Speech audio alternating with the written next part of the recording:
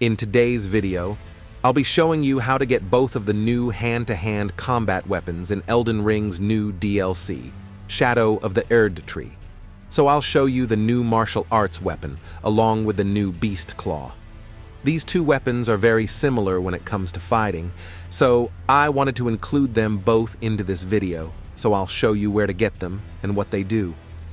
So let's get into it. Starting off, I'll show you how to get the martial arts. There are two ways you can go about getting this. First is going through the main castle, which is right in front of you when you first enter this DLC. This is the faster route, but there is an incredibly hard boss at the end of that area, which is why most people take the second route, which I have in the top right. This way is much longer, but much easier. On this route, you're going to eventually get here, where there will be a locked spirit spring, and to reactivate it, you have to attack a specific rock, which is here. Now, you're going to use the spirit spring, and you're going to have to go through this castle. It's nothing hard, and it's also very small, so you can just run through it. On the other side of the castle, follow the path, and eventually, you'll make it to a crossroads. Take a left there, and you'll make it to the high road cross site of Grace, on the other side of that giant castle.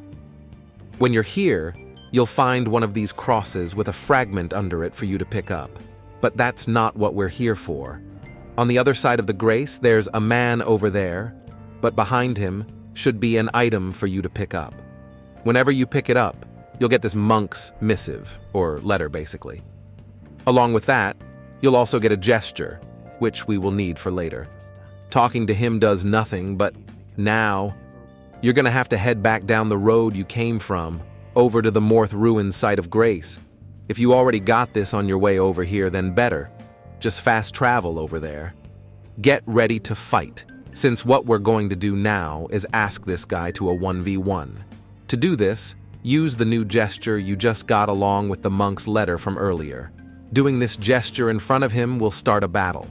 This fight is pretty tough, and I'm not gonna lie. It did take me a few tries, but in the end, I beat him. And when you do beat him, you'll get nothing. That's because you have to wait until you spawn back into the real world. And when you do, you see this item, which is Dry Leaf Dane's hat, the guy we just defeated, along with the Dry Leaf Arts, which is the martial arts weapon. Equip this, and you'll become a fighting master.